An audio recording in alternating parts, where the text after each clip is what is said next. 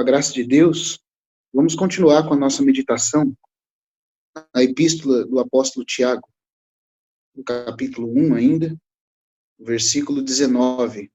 Hoje nós chegamos à segunda parte dessa epístola, que começa no versículo 19.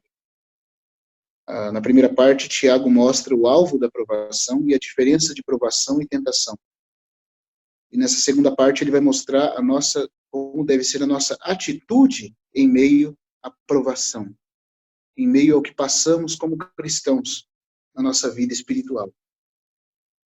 Lembrando que o contexto da carta de Tiago é escrito para aqueles que já pertencem ao Senhor, que já são salvos, e que agora precisam permitir que a obra do Espírito Santo, por meio das provações, por meio das coisas que nos acontecem, possa trabalhar em nós, para que nós possamos chegar ao ponto de herdar a coroa da vida que o Senhor prometeu àqueles que o amam. Tiago não está falando aqui para incrédulos, ele não está pregando o evangelho, ele não está falando sobre o caminho para ser salvo no sentido de receber vida eterna, mas de ter Cristo formado em nós a fim de participarmos daquele grande galardão que ele prometeu aos que o amam. Então, no versículo 19, ele vai falar três coisas aqui que, na verdade, fazem uma divisão da carta inteira, daqui para frente. Tiago 1,19 diz assim: Sabeis estas coisas, meus amados irmãos. Todo homem, pois, seja pronto para ouvir, tardio para falar. Mas é com essa expressão aqui do 19 que nós podemos focar hoje à noite e ver a primeira divisão. Ele fala primeiro de nós sermos prontos para ouvir, depois nós sermos tardios para falar, e depois tardios para se irar. Ou seja, se a vida de Deus tem crescido em nós, essa é a atitude que nós vamos manifestar em meio às provas.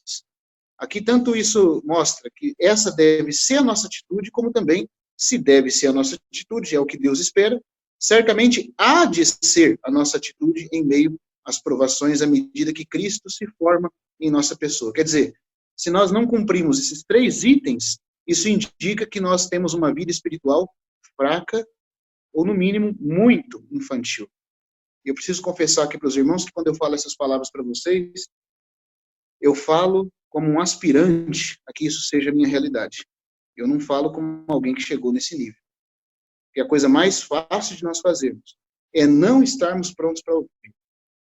Sermos rápidos demais para falar. E rápidos demais para nos irar. Mas nós vamos ver que esses três itens que ele coloca aqui é o assunto que ele vai tratar em toda a epístola de Tiago daqui para frente. Por exemplo, o assunto sobre, se os irmãos quiserem anotar, quiserem tomar nota, tá? Fiquem à vontade. O assunto sobre ser pronto para ouvir vai do capítulo 1, versículo 21, até o capítulo 2, versículo 26. Ou seja, do versículo 21 desse capítulo 1 até o versículo 26 do capítulo 2, o foco de Tiago é mostrar o que significa ser pronto para ouvir na prática. E que consequências esse ouvido desentupido, que consegue ouvir e compreender, aprimorar-se e reter a palavra de Deus, o que isso faz na nossa vida. Depois ele fala que nós devemos ser tardios para falar. Esse é o assunto que vai do capítulo 3, versículo 1, até o versículo 18, desse mesmo capítulo 3.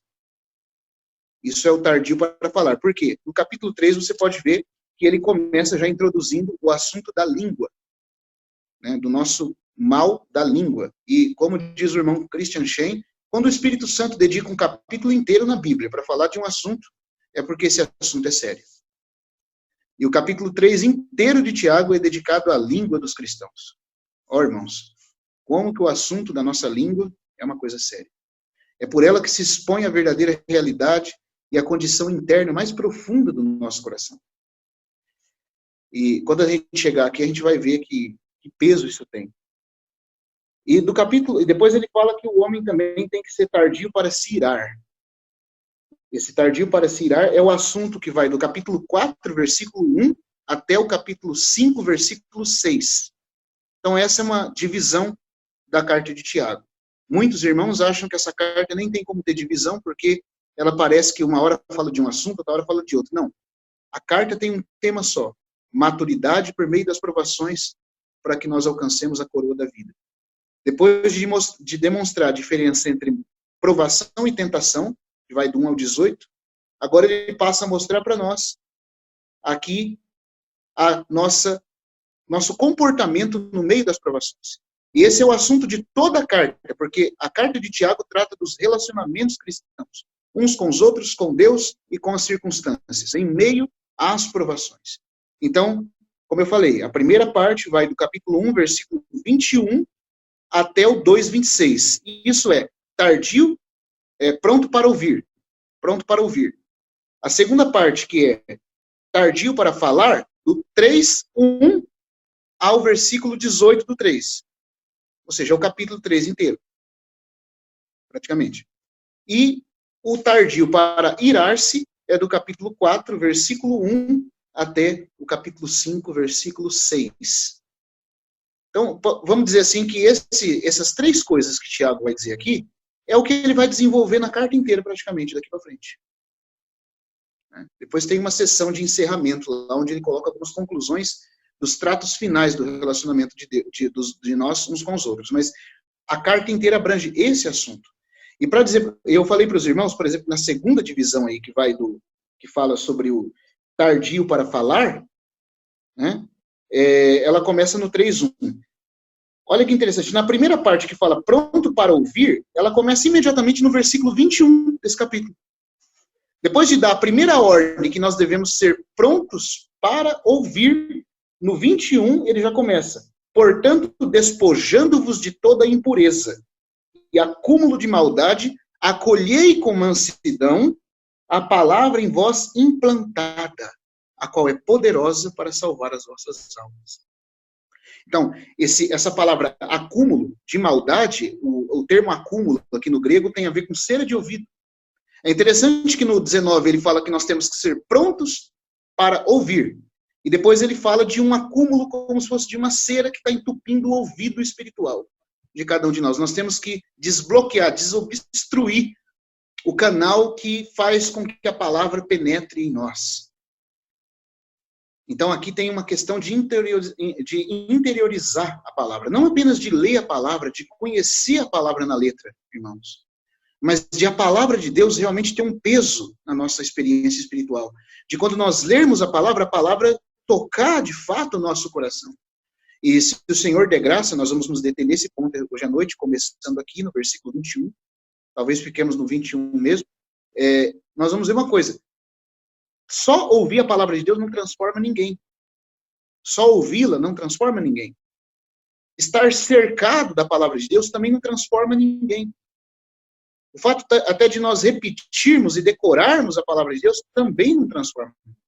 A menos que os ouvidos espirituais sejam desobstruídos e a palavra se interiorize dentro de nós, e nós temos algumas reações para com a palavra, Deus não vai poder completar a obra de salvação que ele tem para com a nossa alma. Porque o nosso espírito já está salvo. Quando nós cremos no Senhor Jesus, aquele que se une ao Senhor, como diz Paulo em 1 Coríntios 6:17, é um espírito com ele. Mas a salvação da alma é o fim de tudo. Porque tem a ver com Deus mudar a nossa personalidade. Mudar a nossa conduta, mudar aquilo que está no nosso interior. Então Deus tem que trabalhar o seu Cristo em nós por meio da palavra. Só que tudo começa com a interiorização da palavra de Deus. Claro que ler a palavra, conhecer a palavra, meditar na palavra, decorar a palavra faz parte de tudo isso. Mas nós devemos ter algumas atitudes a mais. E que isso é o que de fato deve acontecer conosco, fica provado quando a gente olha a história do povo de Israel no Antigo Testamento. O livro de Hebreus, capítulo 4, vai dizer que aqueles que ouviram a palavra que ouviram não lhes aproveitou. Aí o autor de Hebreus vai explicar o porquê. Porque ela não foi acompanhada de fé. E o termo acompanhar ali é amalgamado. Ou seja, não estava misturado com fé. Então, eles estavam cercados da palavra. A palavra de Deus vinha a eles a todo momento. A todo momento eles tinham Moisés, a todo momento eles tinham os mandamentos, a todo momento havia o ensino dos sacerdotes de Moisés, mas aquele povo que ouviu, a palavra não lhes aproveitou, porque ela não foi acompanhada de fé. Fé. O termo fé, em grego, significa unir-se a, ou concordar com. Significa que a minha avaliação feita no coração, é no coração que tem que ocorrer isso. Quando Deus diz algo, o meu coração concorda com Deus. Ele não é indiferente ao que Deus diz. Se Deus diz algo, eu digo, é verdade, porque foi Deus que falou.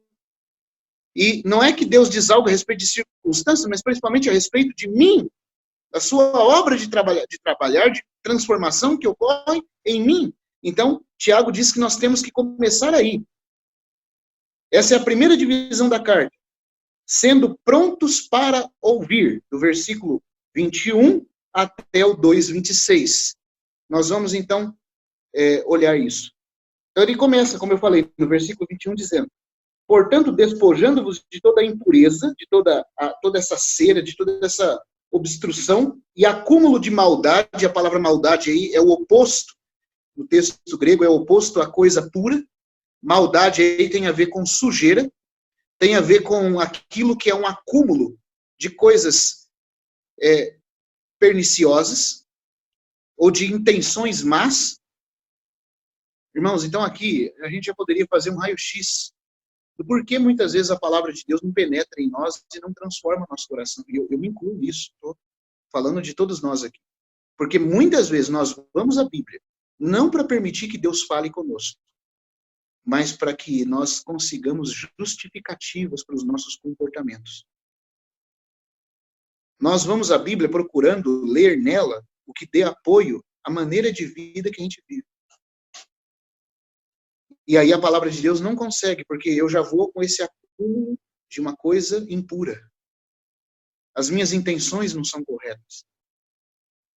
Então, você vê a experiência de muitos cristãos que leem a Bíblia anos a fio e não ocorre mudança nenhuma.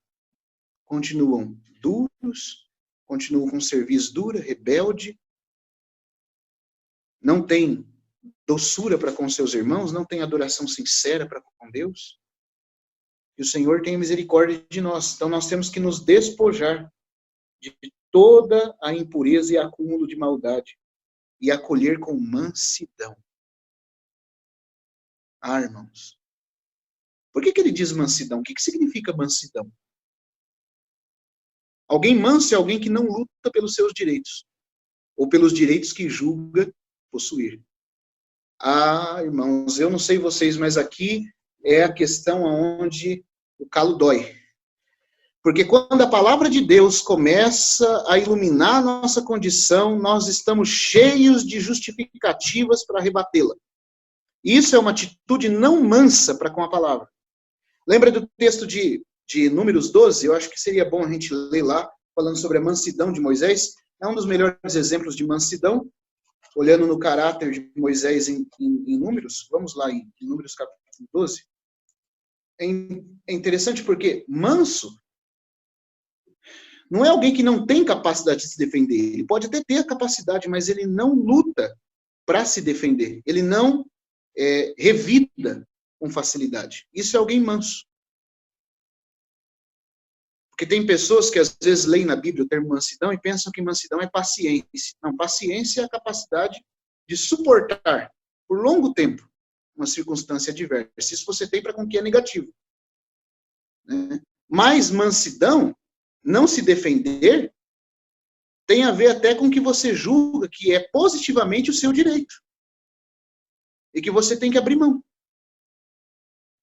Então, aqui, falando da experiência de Moisés, no Números capítulo 12, fala: falaram Miriam e Arão contra Moisés por causa da mulher cuxita que tomara, pois tinha tomado a mulher cuxita. E disseram: porventura tem falado o Senhor somente por intermédio de Moisés? Não tem falado também por nós? O Senhor o ouviu. Irmãos, o problema aqui não era só com a mulher cuxita. O problema aqui era com a mulher cuxita, mas eles usaram o problema da mulher cuxita para tocar na autoridade de Deus. Veja, o que tem... Moisés pode ter falhado em desobedecer no fato de ter tomado uma mulher fora de Israel. Deus mesmo falou para que o povo de Israel não tivesse mulheres estrangeiras. Aí o próprio Moisés, o líder do povo, vai lá e desposa uma mulher cuxita. Aí Miriam e Arão começam a falar contra ele por causa dessa mulher. Só que, veja só que a intenção não era pura. Eles usaram isso como um trampolim, como um pretexto, para dizer, já que Moisés está desqualificado como um exemplo de liderança, ele também não é apto para falar a palavra de Deus.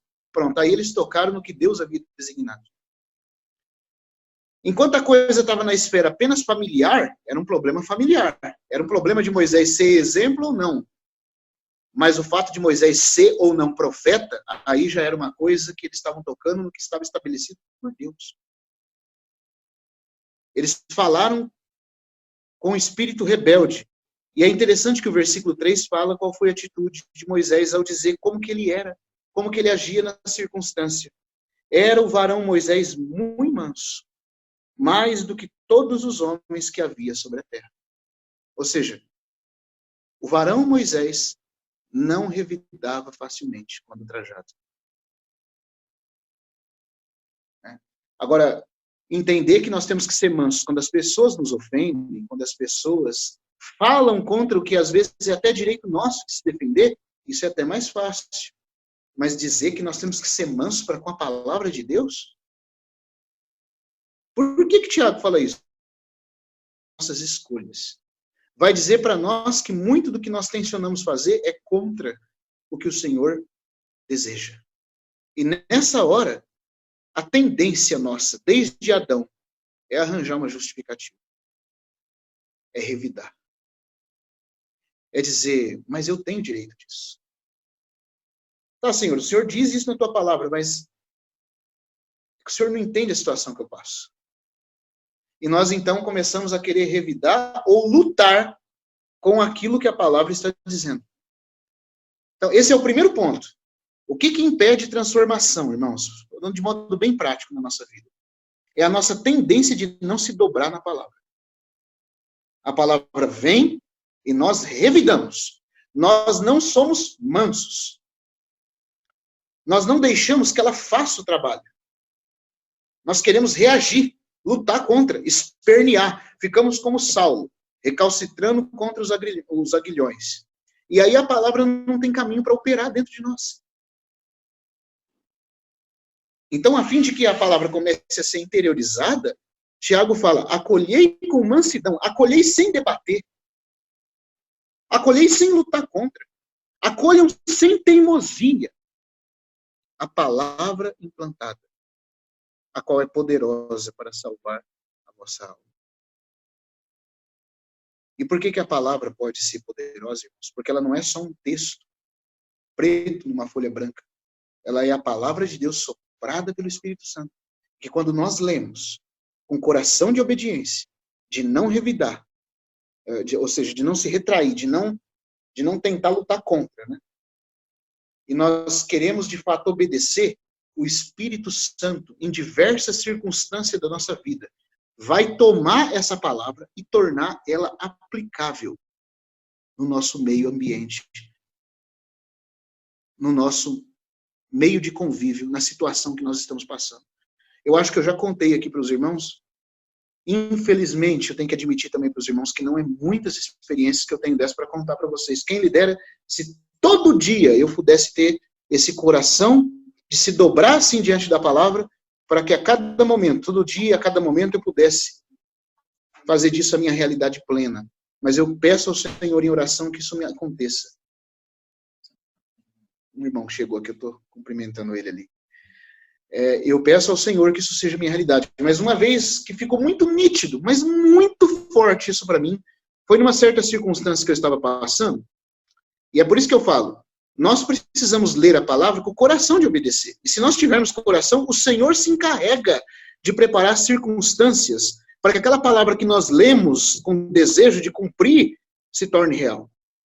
Então eu lembro que acordei de manhã, eu trabalhava eu acho que eu já falei para alguns irmãos, mas aqui alguns não ouviram ainda, então eu vou contar de novo, tá?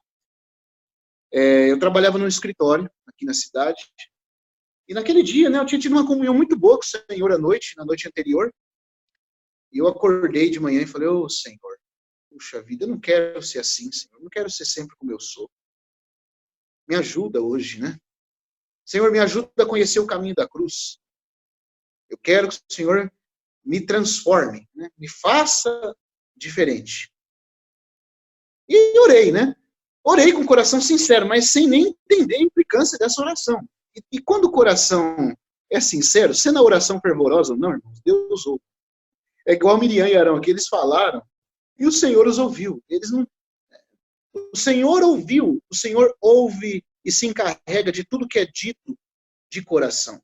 Aqui no caso de Miriam e Arão, eles falaram mal de coração contra Moisés. E a gente também pode orar de coração ao Senhor. E o Senhor ouve. O Senhor ouve todo pedido que é de acordo com a sua vontade. E nos transformar é a sua vontade. Aí eu lembro que eu saí para trabalhar e o dia começou a não ficar muito legal. Né? Começou a vir uma série de circunstâncias. Eu lembro que eu cheguei, havia uma funcionária que era sobrinha do meu patrão, meu ex-patrão, e ela trabalhava lá dentro cheia de mordomias, né? E ela ficava encarregada de fazer aqueles requerimentos de abertura de firma na Receita Federal.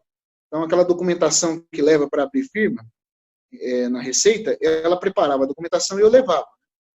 Quase sempre, todo dia, ela errava nessa documentação. Dava indeferido quase em todas. Naquele dia, como a coisa já não tinha começado a ficar boa, porque começaram a me culpar por uma coisa que não era culpa minha, logo de manhã, dentro do escritório, eu já comecei a ficar alterado na hora. Aí, a hora que eu peguei os papéis da mão dela, ela falou, dá um jeito de cumprir isso logo, viu? Porque o cliente aqui está com pressa e ele vai vir atrás disso hoje, tem que ser para hoje. Aí eu só falei assim para ela, você tem certeza que esse documento está certo? Pelo menos, porque eu vou deixar de fazer outro serviço urgente, para ir atrás dessa documentação. Eu era office boy no escritório, só para explicar para os irmãos. Eu era mais jovem na época e era office boy. Você tem certeza que esse documento está certo? Eu vou para lá e pode esse negócio não estar certo, igual toda vez. Não, dessa vez está certo. Aí eu fui. Cheguei lá, adivinha? Indeferido de novo. E a moça ainda falou, a mulher que trabalhava, mas quem que fez isso aqui? É a sobrinha do seu patrão, né? Eu sabia que ia dar errado.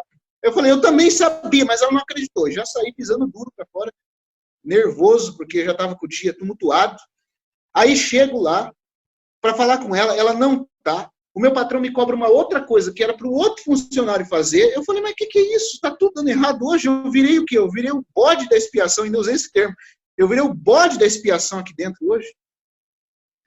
E aí, irmãos, e assim, nem percebendo, mas nem para perceber na hora a consequência do que eu tinha orado. Né? E a coisa vai tumultuando. Aí, quando eu estou saindo para almoçar, não, você tem que levar isso lá agora, porque você não deu conta de resolver, aqui está resolvido o papel, leva lá agora, você é o único que tem, porque eu também tinha uma certa facilidade com o pessoal da Receita, porque eu fiz amizade com eles, né? Então, fechava às 11, e eu era o único que depois das 11 podia ir lá, que eles abriam a porta. E aí eu cheguei lá depois das 11, não fui nem almoçar, fiquei tão nervoso que não fui almoçar. Meu Deus do céu, eu vou resolver tudo de serviço agora, também não quero saber de horário de almoço, eu vou lá resolver esse problema. Fui lá, aí deu certo, voltei.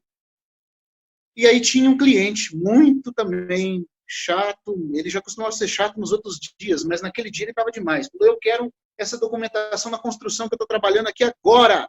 E aí vai o Daniel, pega, eu andava com uma bis, né, uma bisinha muito 125, e aí eu pego essa motinha, ligo e vou lá. Quando eu estou chegando lá, cai a corrente da bis. Cai e enrosca, irmãos. Eu falei, não é possível uma coisa dessa. Não é possível. Hoje é o dia. Hoje é o dia. O que eu fiz, meu Senhor, para merecer uma coisa dessa? Aí quando eu chego para entregar o papel, que eu consegui arrumar a corrente, já com a mão cheia de graxa, tive que guardar o papel. Eu falei, não é possível uma coisa dessa. Na hora que eu chego perto do senhor lá, do cliente, ele estava trabalhando numa construção com alguns pedreiros, eles nunca me trataram desse jeito. Mas naquele dia, tinha que ser o dia para eles falarem isso. Eu entrei e falei, tá aqui o papel. Não falei nem boa tarde. Estava com fome, cansado, cheio de problema na cabeça. Falei, tá aqui o papel.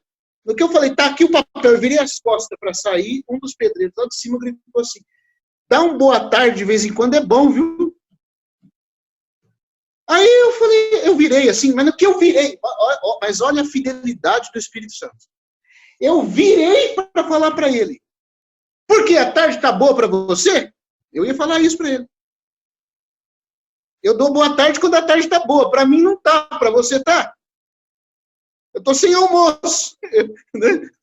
Olha só, irmãos, para mim é vergonha que eu falei, dou risada aqui, mas é uma situação que para um filho de Deus que diz que caminha com o Senhor, não era para acontecer, irmão.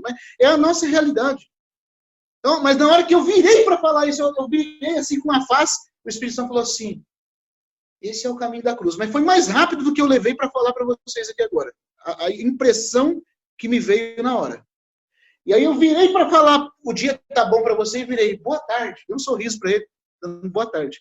Já tinha mudado tudo. Porque na hora em que eu fui fazer isso, o Espírito Santo me lembrou. Negue-se a si mesmo. Esse é o caminho da cruz. Sofra pelo que você não merece. Porque a cruz do Senhor Jesus é diferente da cruz que muitos cristãos pensam por aí fora. Os cristãos pensam que cruz é só sofrimento. Sofrimento em si é cruz. Irmão, sofrimento em si não é cruz. Sofrimento que eu fiz por merecer também não é cruz. Para ser cruz tem que ser um sofrimento que eu entendo sobre a luz do Espírito Santo, que é vontade de Deus, e que eu não fiz nada para merecer. Como a cruz do Senhor Jesus, que ele não fez nada para merecer, e ele tomou a vontade de Deus sem merecer o que estava passando. Então, para ser cruz, tem que ser um sofrimento que eu não provoquei.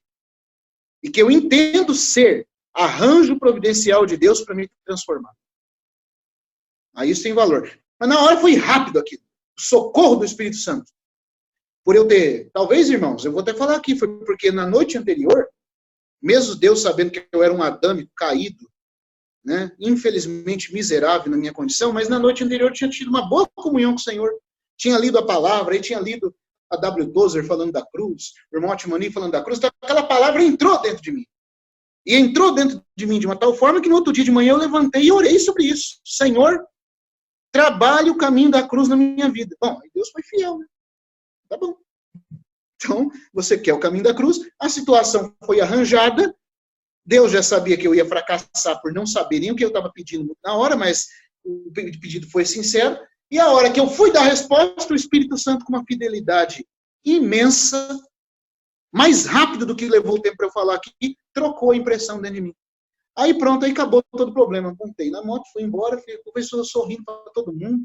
O dia estava um arco-íris, nasceu no céu, né? Voltei cantando, sem problema nenhum. Podia acontecer qualquer coisa, aquele dia estava tudo bem. Mas se a palavra não for interiorizada, quando o Espírito Santo tiver que fazer esse trabalho de socorro na nossa experiência, ele não tem o que, irmãos, utilizar. Por isso nós temos que ter uma reação diante da palavra. Eu queria que os irmãos lessem comigo o texto de Mateus 12 agora. Mateus 12, verso 35. O versículo 35 diz assim, é um princípio com relação a quando a palavra está interiorizada em nosso coração. O homem bom tira do tesouro bom coisas boas. Mas o homem mau, do mau tesouro, tira coisas más. Que esse tesouro é o coração, que entesoura a palavra, fica claro pelo contexto de Mateus 12, 34. Versículo anterior, Cristo fala que os fariseus não podiam falar coisas boas, porque eles eram maus. E por que eles eram maus? Porque a boca deles falava do que estava cheio o coração. Então, e aqui, e depois no 36 ele fala, digo-vos que toda palavra frívola, ou, como diz a expressão literal, toda palavra sem proveito. E é interessante que esse termo, ele fala que os homens proferirem, a expressão proferir, aqui também no literal grego, é conversa constante, aquela conversa que você tem de modo informal. O que o Senhor Jesus estabelece aqui é que é muito fácil, numa conversa informal, nós termos palavras frívolas. Porque e outra coisa que fica clara é que a avaliação da condição do nosso coração não é pelaquela palavra, irmão, toda enfeitada, toda bem preparada, que a gente prepara para conseguir falar com os irmãos. Sabe aquele momento que você põe aquela máscara de crente, a máscara cristã, e aí você passa a falar espiritualmente, sabe? Quando você vai para a reunião da igreja e você põe a máscara da reunião da igreja, quando você está no meio de pessoas que você ama e você põe uma máscara para falar bem. Não, não é disso que Jesus está falando aqui. Porque Cristo sabe que nessas horas nossas palavras são polidas. Nós, mais do que pensamos, polimos e enfeitamos muito nossas palavras. Quando ele fala de palavras que os homens proferirem, ele está falando de uma conversação diária informal. Porque é nessas horas que aparece o que realmente está no nosso coração. Eu estava consultando no texto grego e existe mesmo essa questão aqui. É com a conversação diária, é aquele momento que você solta algo não preparado. É ali que aparece realmente o que está no seu coração. É ali que aparece realmente se a palavra está controlando ou não o nosso coração. É por isso que Tiago, como a gente viu lá no 1,19, ele fala muito sobre ouvir, ser pronto para ouvir, para interiorizar a palavra implantada, e ele fala de refrear a língua. Porque as duas coisas andam juntas. Eu e você, nenhum de nós pode ter um coração cheio da palavra de Deus, um coração que é controlado pela palavra, interioriza a palavra, que a palavra fica pulsando dentro de nós, e nós temos uma língua descontrolada. A língua descontrolada, a língua que na conversação diária joga a conversa fora, critica irmãos, difama irmãos, expressa inveja, como no capítulo 3 ele fala. Ou todo tipo de acúmulo de maldade, que o Tiago diz ali, é esse tipo aqui. É aquela que conversas fúteis no dia a dia. Palavras que nós sabemos que não vão trazer edificação. E muitas vezes, sem ouvir o Espírito Santo, nós continuamos. Aquele sininho dentro de nós toca e fala, não fale, para, essa conversa não é para você. E nós passamos reto, né? Vamos direto. Há uma tendência dentro de nós de querer entrar em assuntos, polemizar coisas. Então, esse falar frívolo, falar não edificante, falar que não traz proveito, provém do quê? De um tesouro que entesourou coisas más. Porque a boca fala do que está cheio o coração. Agora tem uma outra coisa aqui. Se o coração estiver cheio da palavra, o Espírito Santo vai ser capaz. Ele é capaz em si mesmo. Estou falando capaz por causa da nossa condição, da nossa permissão. Mas se nós tivermos com o coração que interioriza a palavra, quando nós até abrirmos a boca para falar, o Espírito Santo vai tomar um versículo e vai trazer a nossa memória. Está entendendo, irmãos? É esse processo de pegar o logos, a palavra de conhecimento, que nós interiorizamos dentro de nós, e ungir ela. Isso é função do Espírito Santo fazer. Ele toma a palavra e unge a palavra, tornando ela viva. Aí o logos vira rema. É os dois termos para a palavra no grego, logos e rema. Aí, essa palavra que nós ouvimos como logos, como verdade de Deus, se torna rema, palavra instantânea. E essa palavra salva a nossa alma. Mas Tiago diz que nós temos que interiorizar, sem lutar contra. Nós temos que, com mansidão, acolher a palavra. Aí o Espírito Santo vai preparar uma circunstância para que nós possamos depender daquela palavra que nós ouvimos e ele, com a fidelidade dele, vai tornar a palavra em rema. A palavra viva. Porque aqui está dizendo esse princípio. O coração precisa entesourar. Para que do bom tesouro saia coisas boas.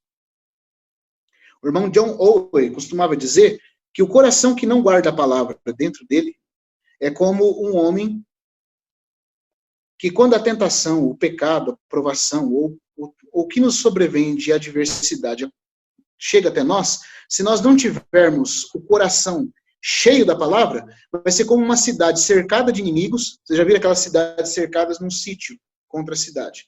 Então, o que acontecia? Se a cidade está bem abastecida, ela aguenta. Ela aguenta o sítio. Ela tem munição. Tá entendendo? Ela tem suprimento para poder usar enquanto o sítio está contra ela. Agora, se ela não tem suprimento nenhum, rapidamente ela se rende. Ela é tomada.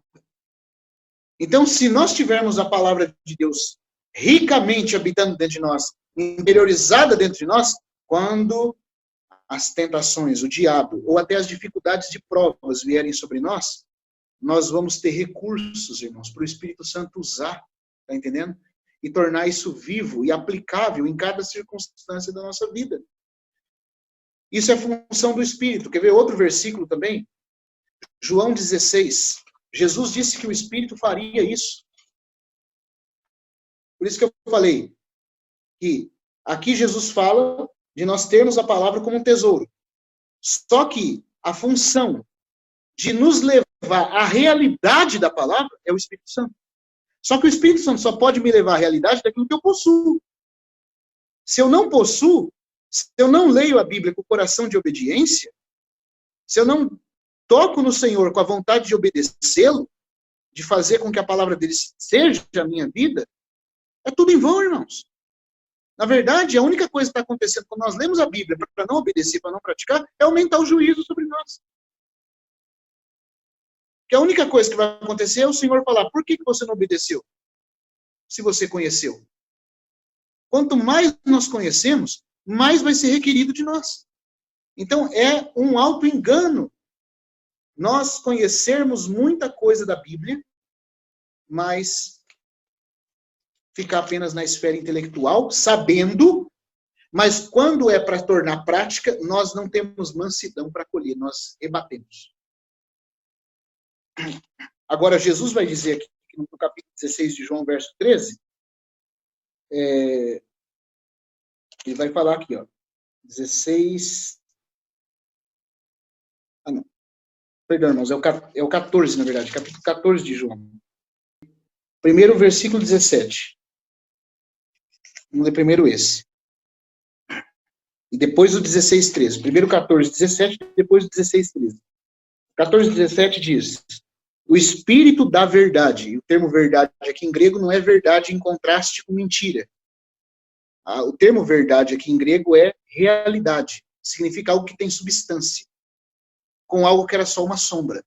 Cristo disse que o Espírito Santo sempre, irmãos, faz um trabalho de realidade na nossa vida. Ele nunca vem para mascarar a coisa, para ficar dando volta, fazendo rodeio.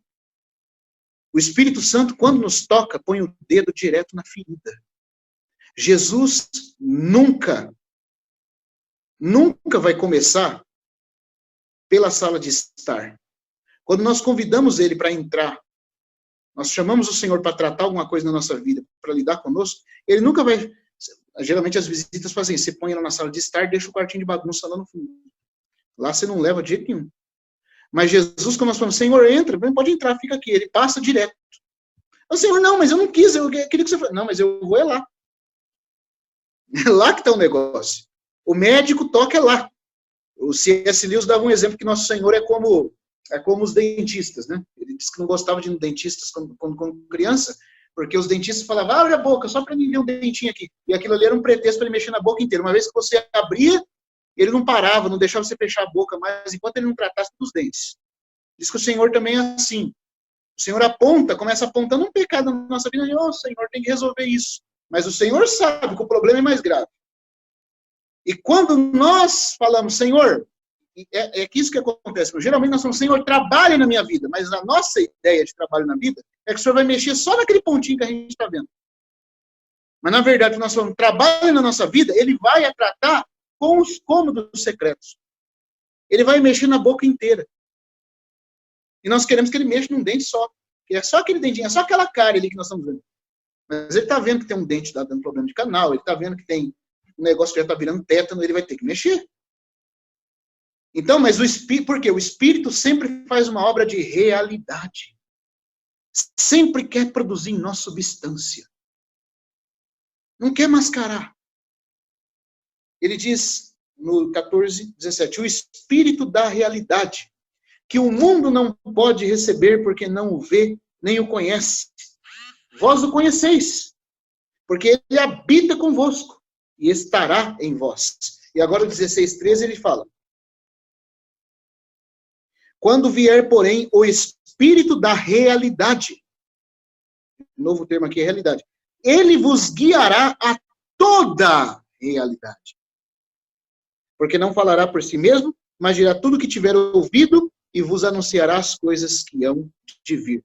Essa realidade, essa verdade substancial está na palavra de Deus. Por isso que no capítulo 17, versículo 5, Cristo ora: santifica-os na verdade. A tua palavra é a verdade. Então veja, nós ouvimos a palavra, não apenas com o intelecto, não apenas para conhecer de memória as coisas, o que faria só com que o juiz de Deus aumentasse sobre nós. Não. Nós ouvimos a palavra para obedecer, interiorizamos a palavra. O que acontece? Essa palavra, o Espírito da verdade, nos guia à realidade dessa palavra. Mas, irmão, o que acontece se o Espírito tentar me guiar e não tiver palavra nenhuma dentro de mim? Porque a gente pode ter certeza de uma coisa: toda falha em obedecer não está do lado do Espírito. Está do nosso lado. Porque nós não interiorizamos a palavra. Não estou falando aqui, irmão, que a gente não conhece a Bíblia. Muitas vezes a gente pode até conhecer como intelecto. Mas, então, lê, conhece sim, de forma superficial, intelectual. Mas, pela conversa diária, pelas coisas que nós falamos na boca no dia a dia, você percebe que não tem nada daquilo realmente colocado dentro do coração. Porque a boca fala do que está cheio o coração. E o falar ali é esse falar cotidiano, esse falar normal, do dia a dia. É porque é ali que evidencia realmente quem nós somos. Porque se for para polir, a gente sabe polir muito bem. Então, porque está faltando palavra interiorizada, você vê que os assuntos que se conversa não são celestiais, as coisas que são os alvos não são as bíblicas, não temos avidez por conhecer o Senhor, por conhecer a mente do Senhor. Então, a gente percebe que nós continuamos com o coração indiferente. E aí o Espírito Santo, então, não tem realidade ao qual nos guiar. Porque não tem nada depositado no coração. Mas se nós tivermos a palavra, ele vai achar um caminho para nos guiar a ela. O que me conforta é que, do nosso lado, se a gente estiver pronto, o Espírito Santo está sempre pronto. Ele está sempre pronto. Nós não precisamos ficar, mas como que eu vou lembrar disso na circunstância quando eu estiver passando? Nós vamos lembrar. Ele te lembrará, está escrito aqui. A nossa função é ter um coração temente e desejoso de obedecer, lendo aquilo com avidez, para tornar aquilo a nossa prática, a nossa vida. Sem relutância. Acolhendo com mansidão. Aí o Espírito vai nos guiar. E vai nos salvar. Na circunstância que nós estivermos. Salvar a nossa alma. Porque a salvação do Espírito nós já temos. Mas a salvação da alma ainda está ocorrendo. Ela é uma salvação que ainda está avançando. E ela só vai concluir-se quando Pedro fala que nós alcançarmos o fim da nossa fé, a salvação da nossa alma. Na revelação de Jesus Cristo. Então, irmãos, agora, isso é o que Tiago fala, sobre acolhermos com mansidão a palavra em nós implantada, a qual é poderosa para salvar nossa alma. E um exemplo muito claro disso, no tempo que eu ainda tenho aqui para falar com os irmãos, é a gente ver a diferença que havia no Antigo Testamento. Mais uma vez eu já toquei uma vez até de leve com os irmãos nessa questão, mas eu queria talvez, com o tempinho que ainda resta, aprofundar um pouquinho mais isso. A diferença que havia entre o povo de Deus no Antigo Testamento, que a gente pode tomar como exemplo. No Antigo Testamento, Deus deu a sua palavra, Deus revelou. Como diz o texto de Hebreus, capítulo 1, versículo 1, Deus falou de muitas maneiras aos pais pelos profetas. Só que você vê uma coisa. Eu quero fazer uma pergunta aqui e depois os irmãos respondam para mim o que vocês acham, tá? Eu vou fazer uma pergunta que vocês podem responder. Deus revelou a sua lei nos 10 mandamentos, o decálogo nas 2 tábuas. A lei de Israel tinha um total de 613 mandamentos. 10 estavam nas tábuas, nas 2 tábuas, e 603 estatutos e ordenanças estavam no chamado livro da lei. Então era como se essas 10 leis, escritas pelo dedo de Deus, fosse a constituição, né, da nação, e os 603 mandamentos que vieram depois fossem a explicação e a aplicação prática do que ele revelou nos 10 mandamentos. Certo? Eu vou fazer uma pergunta, eu sei que os primeiros irmãos vão responder muito claro. O povo de Israel guardou a lei? Acho que não, né? Todo mundo tá, eu acho que que não dá para ver todo mundo na tela que eu tô aqui agora, mas eu acho que todo mundo está falando que não. Quem falou que não tá certo. Agora, tem alguns versículos, e eu queria falar isso aqui, nós lemos esses versículos, os irmãos entenderam onde eu quero chegar. O povo de Israel não guardou a lei, mas havia alguns irmãos lá no Antigo Testamento que tinham uma relação diferente da do povo de Israel com a lei de Deus. Vocês lembram quem eram? Por exemplo, quando os profetas falavam da lei de Deus, eles falavam da lei de Deus assim como o povo de Israel? Eles manifestavam ter prazer ou tristeza quando pensavam em guardar a lei de Deus? Os profetas. O que eles tinham? Tristeza, porque o povo de Israel considerava a lei difícil de cumprir. Mas os profetas também consideravam a lei difícil de cumprir? O que os irmãos acham? Agora os irmãos podem falar. Só para a gente interagir aqui um pouquinho, tá? O que os irmãos acham? E não só, eu vou ainda acrescentar mais um ponto. Os salmistas também. Uma coisa que o irmão Kinsley fala, os salmistas e os profetas no Antigo Testamento eram os vencedores no Antigo Testamento. Mas por quê? Porque você vê como que os profetas e os salmistas lidavam com a lei e como o povo de Israel lidava com a lei. O povo de Israel lidava com a lei como algo difícil de obedecer. Os salmistas e os profetas lidavam com a lei de que forma? Agora os irmãos podem falar. Eles tinham prazer e eles achavam fácil obedecer ou eles achavam difícil e complicado de obedecer? Se alguém quiser falar, fica à vontade. É bem simples, eu acho que todo mundo aqui já sabe a resposta, né? Mas pode falar aí, só para a gente interagir um pouquinho. Eles amavam a lei, né? Oi? Tem alguns salmos que falam, quanto amo tua lei. Né? Então esse é um dos versículos, né? Tem vários outros salmos e versículos que mostram que os salmistas e os profetas não olhavam a lei do jeito que o povo de Israel olhava. Interessante isso, irmãos. Vocês já se perguntaram por que isso era assim? Por que o povo de Israel, de forma geral, desobedecia a lei e não achava nada fácil guardar a lei? Mas os profetas e os salmistas tinham prazer na lei, tinham prazer na palavra. Agora, eu quero mostrar alguns versículos para os irmãos. Vamos lá em 2 Coríntios, capítulo 3. 2 Coríntios 3, o apóstolo Paulo vai falar de um aspecto da lei que não era positivo. E, infelizmente, o povo de Israel só enxergou esse aspecto. E por isso, para eles, a lei foi morte. 2 Coríntios 3, falando do ministério da nova aliança e da antiga aliança, o apóstolo Paulo traça um contraste aqui. Ele começa dizendo assim, no versículo 2 em diante.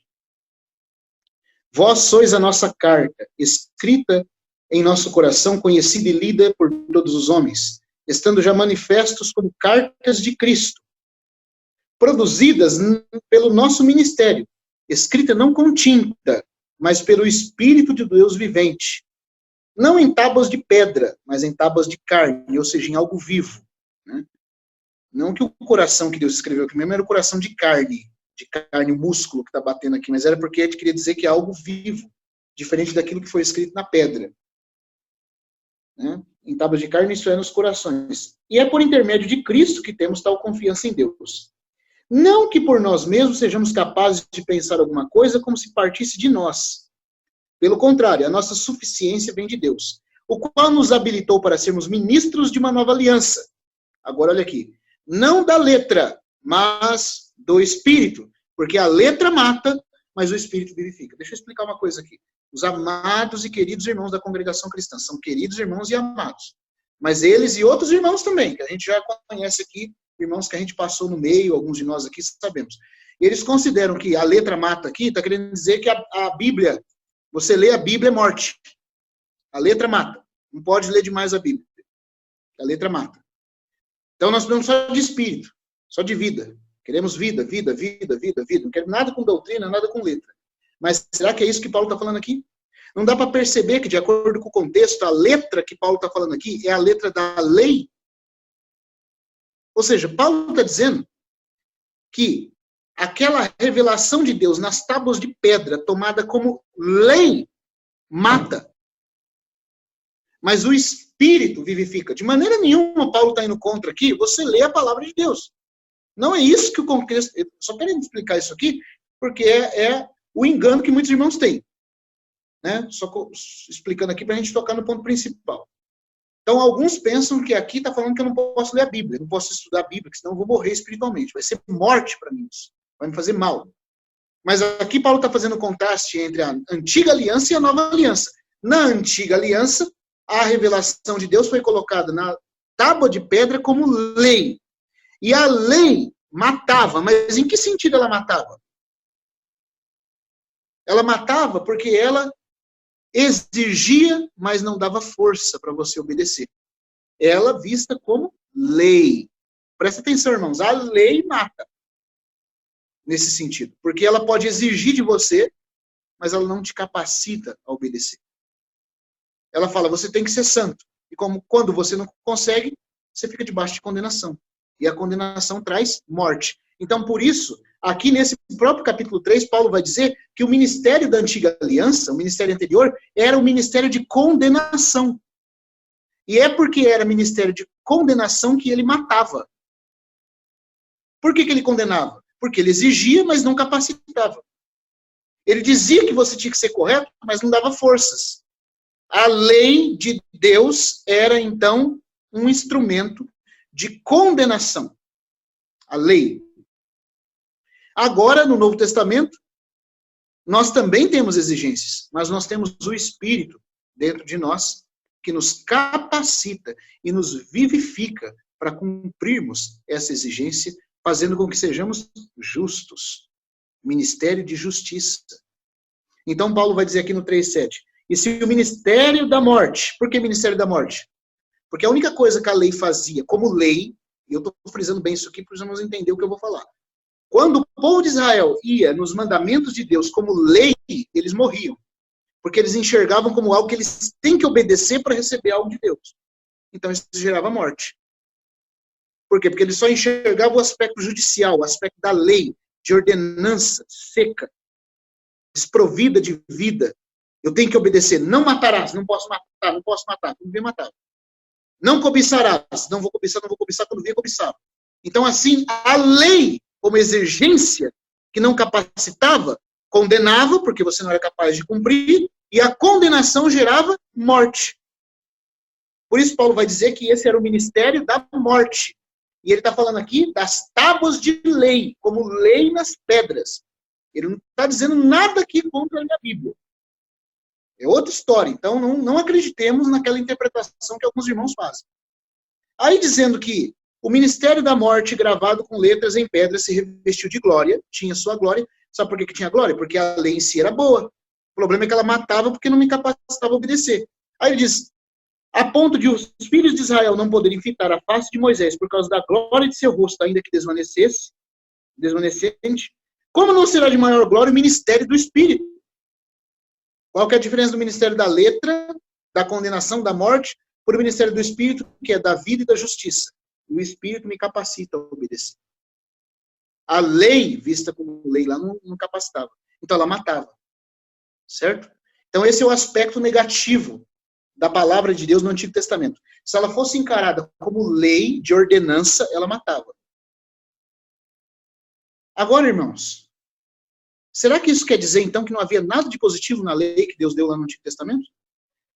E agora que eu quero que os irmãos entendam, que eu vou perguntar aqui de novo e quero que vocês respondam, para a gente interagir um pouquinho.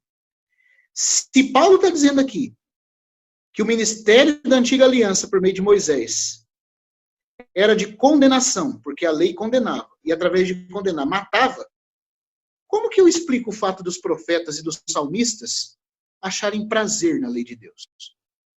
Como que pode? Porque essa foi a experiência do povo de Israel. Paulo está falando isso aqui, e é verdade. O povo de Israel, por exemplo, quando ia na lei, só recebia condenação. Eles não eram capacitados a obedecer, eles viam aquilo como uma regra, como uma exigência, e recebiam morte. Mas os salmistas e os profetas, quando iam na lei, recebiam vida. Como que a gente explica isso? E agora, vamos lá no Salmo 19. Antes dos irmãos responderem, que eu quero que os irmãos ainda respondam, mas vamos lá no Salmo 19 não, Salmo 119. Salmo 119. Vamos ver alguns versículos aqui. Esse é o Salmo da palavra, é o Salmo que exalta a excelência da lei. Eu não sei vocês, eu não sei os irmãos, mas eu, quando eu comecei a ler a Bíblia e estudar a palavra, eu chegava nesses textos de Paulo, de 2 Coríntios 3, de Romanos 3, de Romanos 10, e vinha para esses textos dos Salmos aqui, eu falava, tem uma contradição. Eu pensava comigo, mas o que é isso? Por um lado, eu tenho que admitir que Paulo está certo, porque ele está inspirado pelo Espírito, quando ele diz que a lei produzia morte, por ela exigir e condenar através dessa exigência, porque o povo não conseguia obedecer e ficava condenado. Então ficava debaixo da força da morte. Né? Recebia morte espiritual, por não conseguir obedecer. Tudo bem, isso é verdade? É, e a experiência do povo de Israel comprova isso. Mas como explicar o caso do salmista? Como que nós explicamos, por exemplo, o Salmo 119? Olha, por exemplo, no versículo 1. Salmo 119, versículo 1. Bem-aventurados os irrepreensíveis no seu caminho, que andam na lei do Senhor. Mas, irmão, ele está falando aqui, se o salmista, pelo Espírito Santo, está dizendo que é feliz aquele que anda na lei do Senhor, é porque havia pessoas que andavam na lei do Senhor. Como que Deus vai falar que é feliz os que andam e não tem ninguém que anda? Aí o versículo 2. Bem-aventurados os que guardam as suas prescrições e o buscam de todo o coração. Não praticam iniquidade e andam nos seus caminhos. Olha o 4 agora. Tu ordenaste os teus mandamentos para que os cumpramos à risca. Tomaram sejam firmes os meus pés para que eu observe os teus preceitos. Então não terei de que me envergonhar quando considerarem todos os teus mandamentos. Render-te graças com integridade de coração quando tiver aprendido os teus retos juízos. Cumprirei os decretos, os teus decretos. Não me desampare jamais. De que maneira poderá o jovem guardar puro o seu caminho, observando segundo a tua palavra? De todo o coração te busquei, não me deixes fugir aos teus mandamentos. Guardo no coração as tuas palavras para não pecar contra ti. Olha o versículo, por exemplo, 16. Olha o prazer que a lei de Deus dava para o salmista. Terei prazer nos teus decretos. Não me esquecerei da tua palavra. Irmão, mas Paulo não está falando lá que o ministério da lei era a morte? Não está escrito lá? E como que o salmista pode ter prazer nos decretos de Deus? Qual que era a diferença aqui, irmãos? O que está acontecendo aqui de diferente?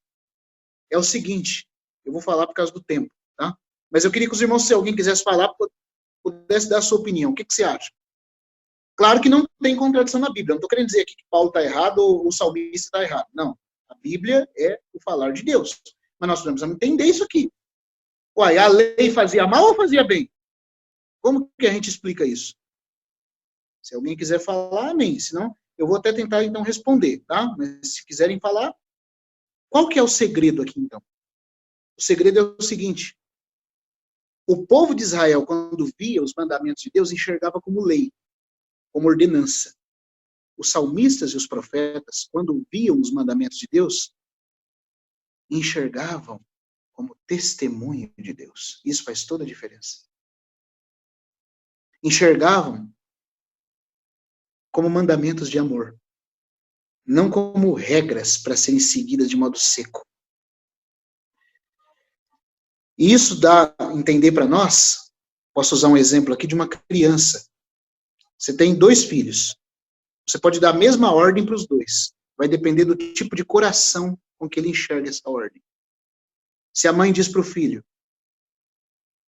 não vai perto da sacada do prédio, porque você pode cair, ou pode acontecer alguma coisa com você. Se o filho tiver um coração correto, ele vai falar, puxa, como minha mãe me ama. Ela se preocupa comigo. Ela fala isso para o meu bem. Como a minha mãe é cheia de amor por mim. Ele vê na ordenança da mãe o coração da mãe. Então é uma questão de coração com coração. Agora, o outro filho pode ver como uma proibição de uma mãe seca, brava, que não dá liberdade. A diferença entre os salmistas e os profetas e o povo de Israel é que o povo de Israel enxergava só o mandamento, não enxergava o coração de Deus. E se a lei for tomada como mandamento de lei, ela mata, porque você só vai ver mandamento para obedecer. Tem que obedecer, mas não entende a razão, não entende o coração, não entende o afeto, não entende o propósito como aquilo foi ordenado. Então você não dá valor àquele mandamento. Eu não dou valor, você não dá valor. Mas se eu enxergar os mandamentos como algo que expressa o tipo de coração que Deus tem, irmão, aí o mandamento não fica sendo terrível. Porque aí o meu coração vai começar a amar o Deus do mandamento.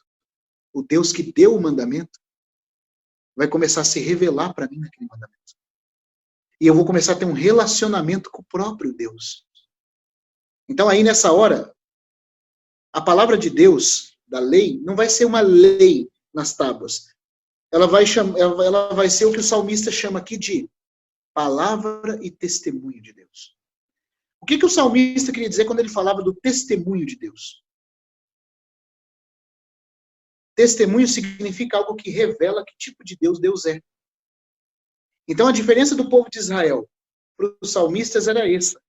Quando o povo de Israel ia na lei, eles ouviam Deus falando, não cobiçarás. Eles não pensavam em Deus, no afeto, no coração, na intenção de Deus daquele mandamento. Eles só pensavam assim, Deus é terrível se nós desobedecermos. Nós não podemos cobiçar, não podemos cobiçar, não podemos cobiçar. E se esqueciam de Deus, se preocupavam mais com o mandamento da pedra do que com Deus que deu o mandamento. E o que acontecia? Não recebiam nada. Só condenação. Mas o salmista, quando eles iam na lei, os profetas também, e eles viam assim escrito, não cobiçarás. Aí eles pensavam, Deus não tem cobiça. Um Deus que manda que eu não cobice é porque ele é puro. Como Deus é puro. E aquele mandamento se tornava um pretexto para comunhão com Deus. E essa comunhão fortalecia o salmista e o profeta para obedecer a lei. Você está entendendo? Quando eles iam na lei, eles não estavam preocupados com o mandamento em si, com a letra. Eles estavam preocupados com o coração de Deus e com a revelação que Deus fazia de si na lei. Então eles tinham comunhão viva com Deus. E por isso, a lei de letras mortas nas pedras, por causa do coração correto do salmista, se convertia em testemunho de Deus para eles. Por isso que a gente vai ver essa expressão sendo usada aqui. É aqui que está o segredo. Na verdade, a hora que a gente estava lendo, já aparece esse segredo aqui. Eu só queria ver se os irmãos tocavam nesse ponto. Você pode ver que várias vezes o salmista está falando aqui no Salmo 119, mas ele nunca trata a lei de Deus como um mero mandamento seco. Eles consideram o mandamento de Deus na tábua da lei como testemunho vivo de Deus. Como um caminho para que eles tenham um relacionamento com Deus. Irmãos, é isso que faz a diferença. Se nós vamos na Bíblia sem ter o toque vivo do Senhor, sem interiorizar a palavra, para que mediante o Espírito Santo isso leve-nos a querer um relacionamento íntimo com Cristo, a Bíblia, mesmo no Novo Testamento, vai ser morte para nós. Nós vamos achar difícil ler a Bíblia, nós vamos achar difícil decorar a Bíblia, nós vamos achar difícil obedecer a Bíblia, nós vamos achar que Deus é um Deus tirânico, que apenas nos manda cumprir coisas, e se nós não cumprimos, ele fica irado no trono e pronto para nos castigar. Mas se nós vermos que atrás do legislador está o coração que levou Deus a legislar o mandamento, nós vamos ficar impressionados com o coração do Pai, o coração de Deus. Então, olha só, no próprio Salmo 119, ele fala, né? Ele diz assim no versículo 12: Bendito és tu, Senhor, ensina-me os teus preceitos. Veja que, olha a atitude do salmista diferente do povo de Israel. O povo de Israel via a lei e falava assim, tudo que o Senhor falou, faremos. O salmista, quando vê a lei, fala, Senhor, me ensina a te obedecer. Você percebe a mudança? Dá para perceber que um tratava a lei de um jeito e o outro de outro? Um já sabia que era incapaz, mas queria conhecer a Deus. Com os lábios tem narrado todos os juízos da tua boca. Mais me regozijo no caminho dos teus testemunhos. Então, o que é testemunho? Testemunho, irmão. Aqui, esse termo testemunho significa aquilo que revela que tipo de Deus Deus é. É um testemunho. É como se fosse uma foto, um retrato de Deus. Eu até queria indicar para os irmãos, quem tiver, né, algo muito rico sobre isso, compartilhado pelo irmão Lee no estudo Vida de Êxodo. O irmão compartilha o seguinte: quando o povo de Israel foi na montanha receber a lei de Deus, aquilo foi morte para eles. Por que foi morte para eles? Porque eles só viam exigências. Então isso não vivificava. Mas quando o salmista e o profeta se aproximavam de Deus, ele via na lei o quê? Um testemunho, uma foto. Sabe por quê? Porque lá no livro de Jeremias e no livro de Oséias, Deus disse que quando ele estava dando a lei para Israel no Monte Sinai, ele estava colocando um anel de aliança no dedo da noiva. Então, na verdade, os mandamentos de Deus não eram para ser exigências que matavam. Era para ser um anel de aliança, de um esposo que ama uma esposa, para que levasse a esposa a se relacionar com o esposo. Deus é o esposo, o seu povo é a sua esposa. A lei é aquele objeto que é como o anel de noivado dos dois. Ao ela olhar para aquela aliança, porque o que a esposa, o que acontece com a esposa quando ela olha para a aliança no dedo? As irmãs que são casadas sabem.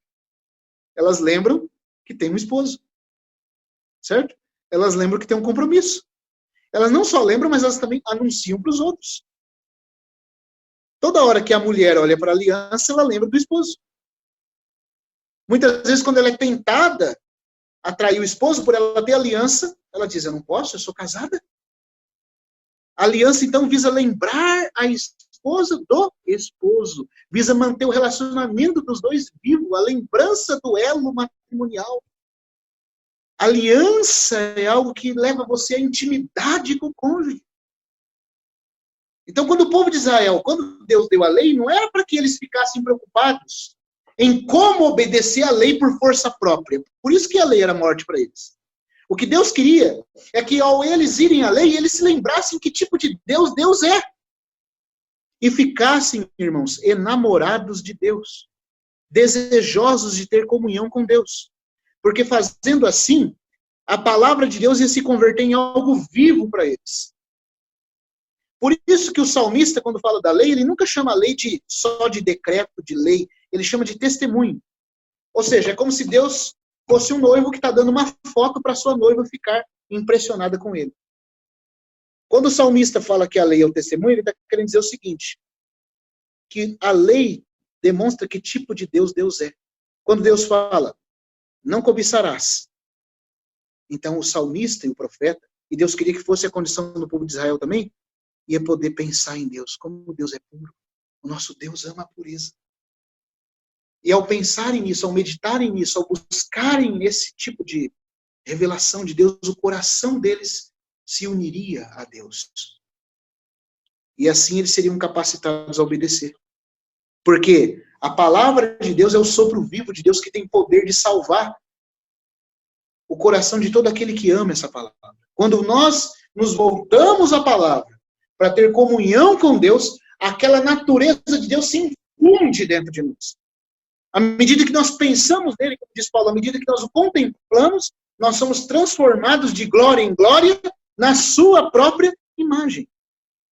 Então isso é o que iria acontecer com o povo de Israel se eles tivessem olhado a lei não como um mandamento seco, legalista para obedecer, mas como uma lembrança de que tipo de Deus Deus é.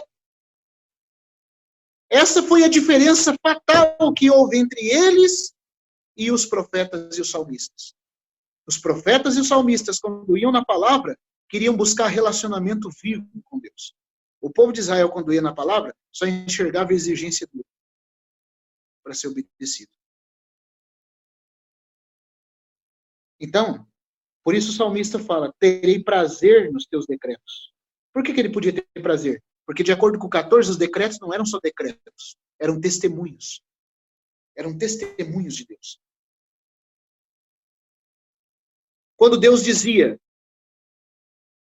não matarás, eles não ficavam preocupados só em obedecer e não matar ninguém. Assassinar, que é o termo mais correto ali. Mas eles eram tomados pela sensação, pela impressão, pela contemplação. Os profetas, eu estou falando aqui, os salmistas. Nosso Deus é um Deus de vivos, Ele ama a vida. Deus é o Deus vivo.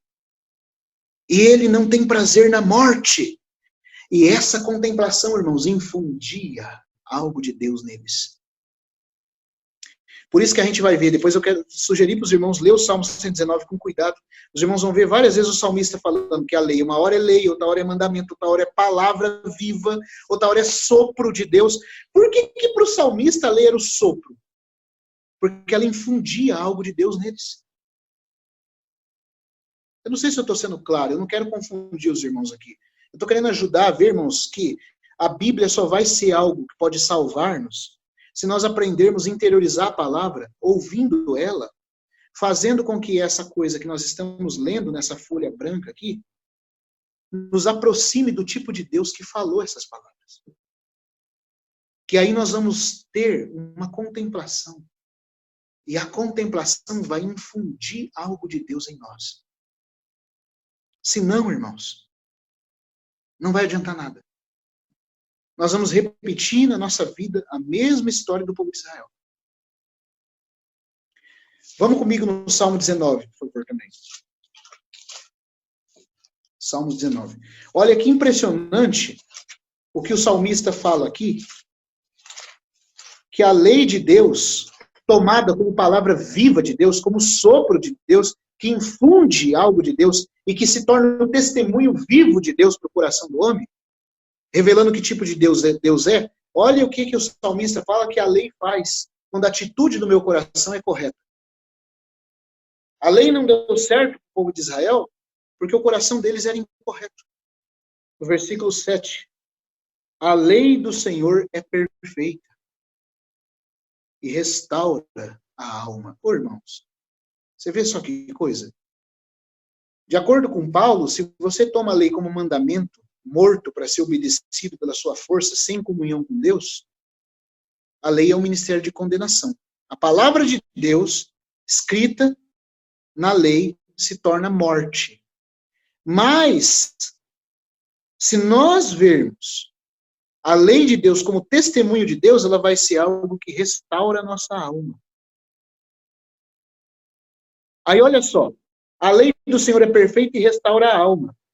O testemunho do Senhor é fiel.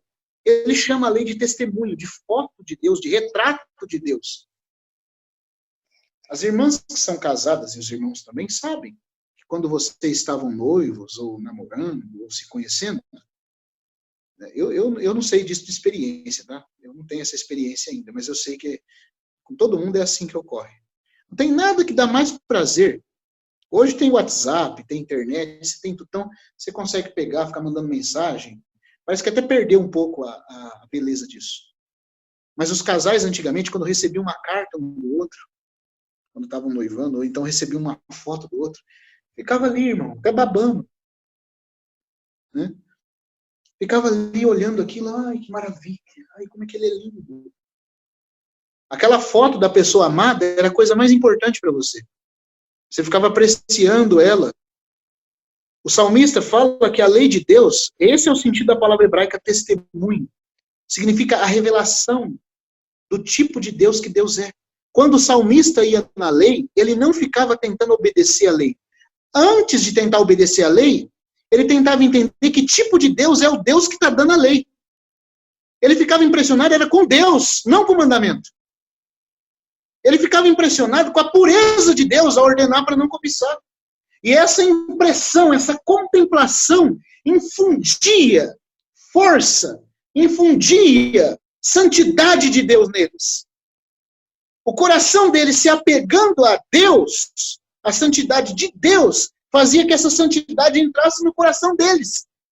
Ir a Deus na palavra é que faz toda a diferença. Se eu não enxergar a lei como testemunho do Senhor, ela não vai fazer nada comigo. Ela não vai fazer nada. Ela vai ser uma letra preta num papel branco. Mas se eu for na palavra, como o salmista ia, quando ele lia, não adulterarás. Puxa, Deus é puro e Deus é santo. E aí ele, como no Salmo 119 também fala, ele meditava nisso. Puxa, como Deus é puro. Senhor, como tu és puro. Senhor, como tu és santo. Irmãos, ele meditava nisso. Ele contemplava o Senhor mesmo na lei. E essa contemplação infundia a santidade de Deus nele. Tem uma outra expressão que aparece às vezes nos Salmos, que é meditar. A palavra meditar ali tem a ver com repetir com os lábios, ou balbuciar. Também, às vezes, ela tem o sentido de ruminar, ficar como uma ovelha mastigando uma coisa.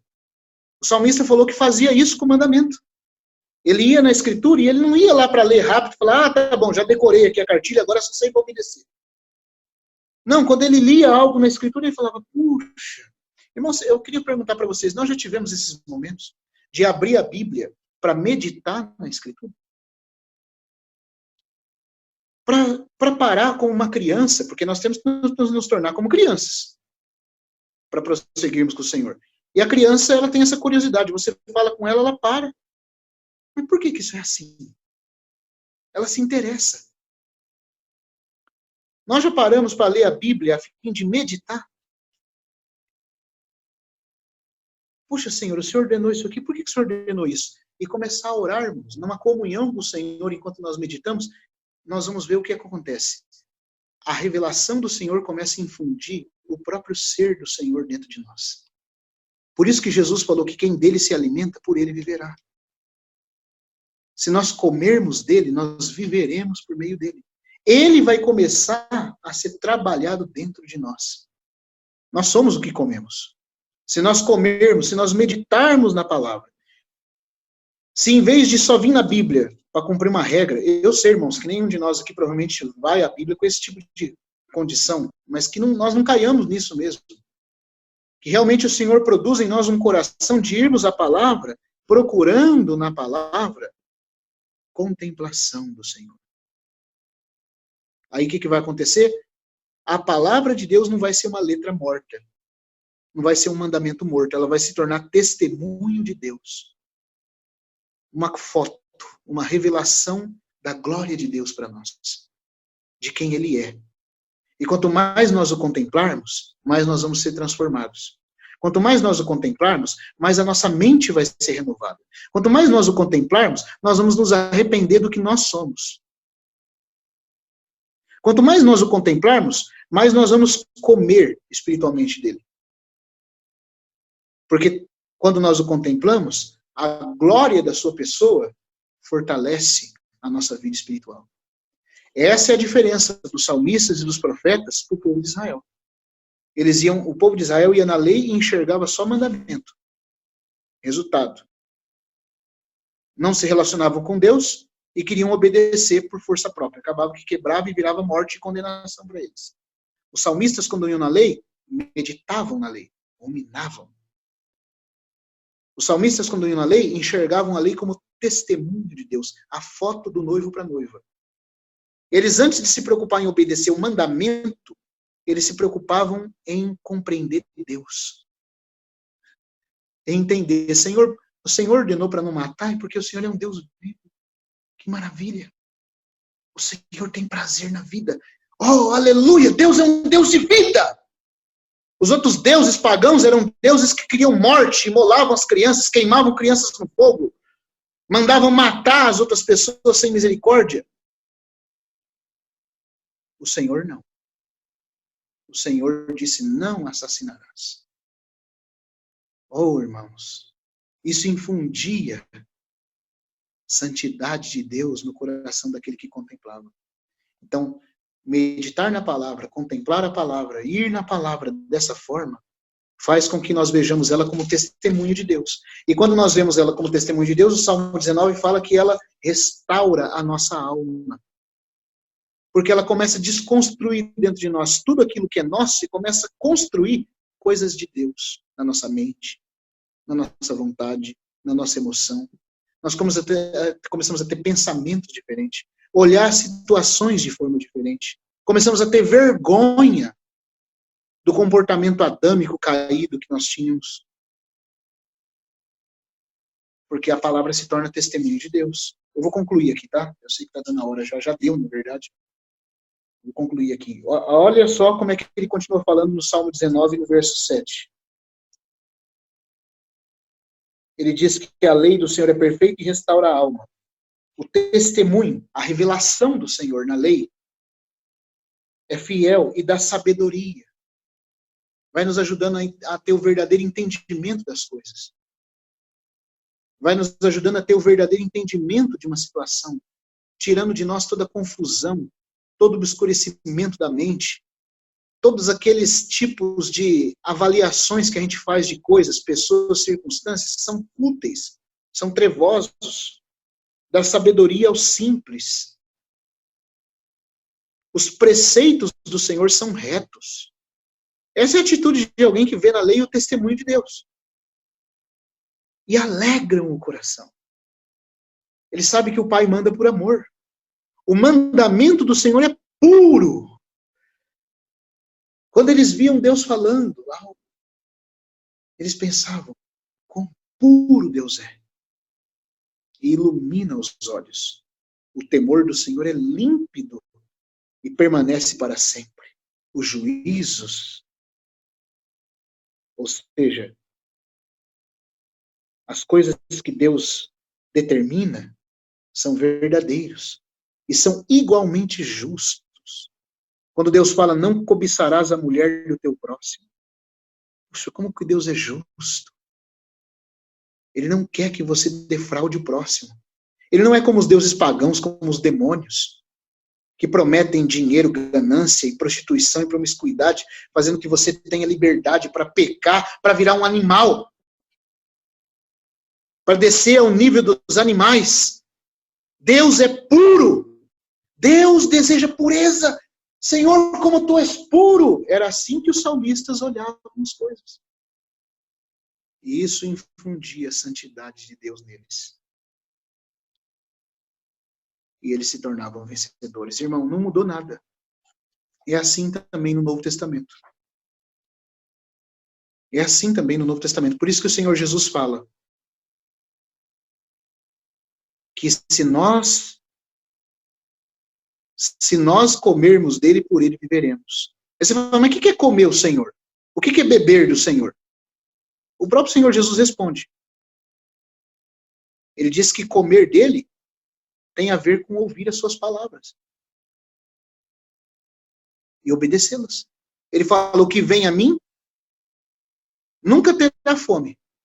E o que crê em mim, jamais terá sede. Então, ir ao Senhor, essa palavra ir, no contexto dos judeus, significa se colocar como obediente. Você obedeceu o que ele fala.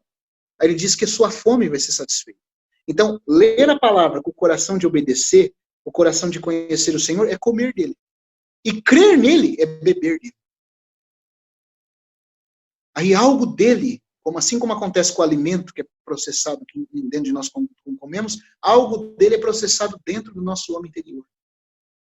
Então, irmãos, que o Senhor fale o nosso coração. Que ele mostre para nós que nós precisamos nos esvaziar de todo o acúmulo de cera, de outras intenções para com a palavra, a fim de que essa palavra possa penetrar em nós, com mansidão sendo acolhida, não se rebelando contra ela, nos dobrando a ela, para que ela possa completar a salvação na nossa alma. E para que ela não seja uma palavra que só vira juízo e condenação para nós, mas que ela se torne o testemunho do Senhor. E se torne o sopro da boca de Deus. Se torne aquilo que nos leva a recebermos mais de Cristo dentro de nós. Amém? Eu vou parar por aqui meu compartilhar. E é isso, irmãos. É para isso que nós precisamos ser prontos para ouvir. Que a gente possa pedir ao Senhor, Senhor, me deixa abrir a palavra hoje, nos próximos dias, e ter essa prática de meditar na palavra, de orar a palavra, de querer conhecer que tipo de Deus Deus é, por que Ele deu tal mandamento,